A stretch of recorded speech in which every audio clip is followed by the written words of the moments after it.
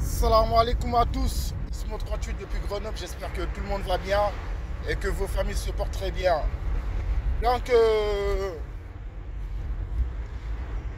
je vais pas dire, je le dis avec regret. Voilà, force à l'Ukraine par rapport à ce qui se passe. Et aussi comprendre le point de vue de Poutine, c'est qui se comprend en quelque sorte, tu as vu.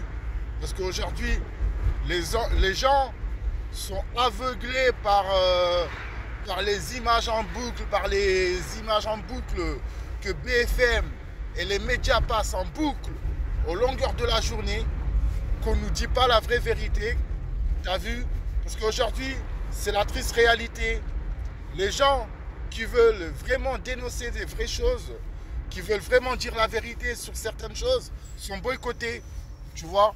Donc la France, les médias français sont des manipulateurs. Ils manipulent l'opinion publique. Donc voilà, c'est triste. Mais ce qui est encore plus triste, c'est que je reçois énormément de vidéos des Africains, des Noirs qui étaient étudiants, qui étaient en Ukraine, qui veulent fuir aussi la guerre, comme tous les Ukrainiens là-bas. On les empêche de monter dans les trains, on les empêche de sauver leur vie. Et ça, je trouve ça inacceptable. Je trouve ça vraiment dégueulasse. Car aujourd'hui, tout le monde dit les pauvres Ukrainiens. Mais comment on peut dire les pauvres Ukrainiens aujourd'hui en sachant que ces gens, aujourd'hui, privilègent leur vie que la vie des autres. C'est-à-dire les étrangers qui étaient chez eux, les étrangers qui étudiaient ces jeux, qui travaillaient, des mères de famille, des bébés. Est-ce que la vie de l'être humain vaut mieux que la vie d'un autre être humain? Est-ce que la vie d'un comment on appelle ça, les Ukrainiens blancs vaut mieux que la vie des Noirs? Vous voyez ce que je veux dire ou pas? Donc, malgré tout ça, j'ai envie de dire c'est triste ce qui arrive. Mais n'oubliez pas les gens. N'oubliez pas. Parce qu'en fait là, ce que vous êtes en train de faire, ce que les gens sont en train de faire actuellement, c'est quoi? Tu vois? Donc, moi, Poutine, c'est pas mon président préféré. Je l'aime pas plus que les autres présidents ou je sais pas quoi. Ou je le déteste pas non plus, je m'en bats les couilles de la politique. Mais ce que j'ai compris dans cette histoire, c'est qu'il n'y a pas de fumée sans feu. Pourquoi on dénonce? Il n'y a pas de fumée sans feu. On est bien d'accord.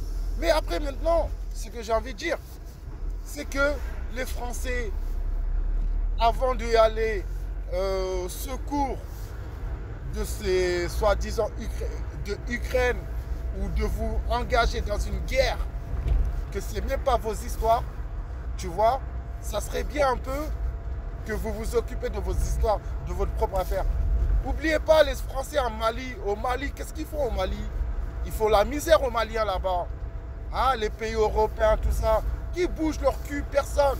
Qui parle? Personne. Tu vois? En réalité, on dit tous, ouais, il ne faut pas écouter les médias, mais vous êtes tous des moutons. La tête de One. Vous dites tous qu'il ne faut pas écouter les médias, il faut boycotter les médias, mais vous faites tout ce qu'ils disent. Tu vois, moi je suis écœuré aujourd'hui, je suis dégoûté de voir ces vidéos des Noirs qui sont là-bas, coincés, des mamans, des bébés, des étudiants qui sont coincés là-bas et que personne ne fait rien pour les sortir de cette misère. Je ne suis pas d'accord et je dis non au racisme. Parce que oui, c'est du racisme. Oui, c'est du racisme ça. De s'agir, de laisser des Noirs, mourir là-bas, t'as vu? De laisser les Noirs se démerder entre eux là-bas, c'est du racisme. Oui, c'est du racisme. Sur ce, prenez soin de vous, prenez soin de votre famille. C'était Ismo 38. Salam alaikum tout le monde.